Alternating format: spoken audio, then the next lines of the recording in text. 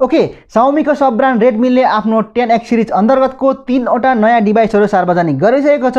Redmi 10X 4G, Redmi 10X 5G र Redmi 10X 5G Pro।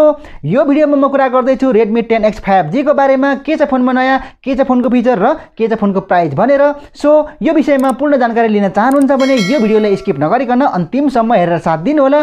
प्रस्तुत छ Redmi 10X 5G को फुल detail समेटिएको यो भिडियो।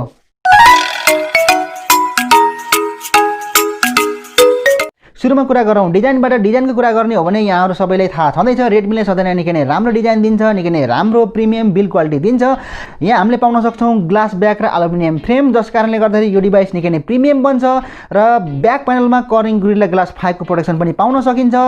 डिस्प्लेको कुरा गर्ने हो भने 6.57 इन्चको full HD plus super AMOLED display पाउन सकिन्छ। तर यहाँनेर अहिलेको चल्तीको ट्रेन्डी पञ्च होल टेक्नोलोजी चाहिँ प्रयोग गरिएको छैन। उही regular U shape notch display दिएको छ। र अर्को कुरा भनेको यहाँ 60 हर्ट्ज को रिफ्रेश रेट वाला डिस्प्ले पाउन सकिन्छ। अहिलेको चल्तीको 90 हर्ट्ज अथवा 120 हर्ट्ज को रिफ्रेश रेट भएको डिस्प्ले चाहिँ पाउन सकिदैन। तर राम्रो कुरा के छ भने यो डिभाइसको डिस्प्लेले HDR10 प्लस सपोर्ट गर्ने भएको कारणले गर्दाखेरि यो डिभाइसको डिस्प्ले एकदमै कमालको छ। सबैभन्दा इम्पोर्टेन्ट कुरा त यो डिभाइसको चिपसेट नै हो। यहाँ प्रयोग भएको छ MediaTek को Dimensity 820 भन्ने चिपसेट। यो भनेको एकदमै पावरफुल चिपसेट हो, 5G चिपसेट हो। MediaTek ले हालसालै लिएर आएको नयाँ चिपसेट हो, जुन 7 नैनोमिटर आर्किटेक्चरमा बनेको चिपसेट हो। यसमा ग्राफिक्सको लागि Mali-G57 MC5 GPU पाउन सकिन्छ र सँगसँगै लिक्विड कुलिङ सिस्टम टेक्नोलोजीसँग आउने भएको कारणले गर्दाखेरि यो डिभाइसको पर्फर्मेन्स एकदमै कमालको हुनेवाला छ। अन पेपर हेर्दाखेरि त यो डिभाइसको पर्फर्मेन्स त धमाकेदार नै देखिन्छ। लगभग फ्ल्यागशिप लेभलको पर्फर्मेन्स अपेक्षा गर्न सकिन्छ। अन पेपर हेर्दाखेरि त यो डिभाइसको पर्फर्मेन्स धमाकेदार नै छ, तर रियल लाइफमा कति धमाकेदार छ भन्ने कुरा त डिभाइस हातमा आएपछि थाहा हुन्छ। र्याम र रोमको कुरा गर्दाखेरि 6GB र 8GB को LPDDR4X र्याम पाउन सकिन्छ भने 64GB 128GB र 256GB गरी 3 वटा स्टोरेज अप्सन पाउन सकिन्छ, जुन UFS 2.1 बेस स्टोरेज हो।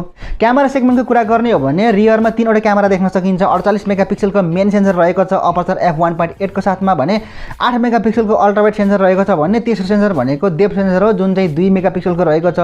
अन पेपर हेर्दाखेरि कमालको नै छ यो डिभाइसको क्यामेरा पनि। 4K भिडियो रेकर्डिङ गर्न सकिन्छ 30 FPS सम्म र 720p भिडियो रेकर्डिङ गर्न सकिन्छ 960 FPS सम्म।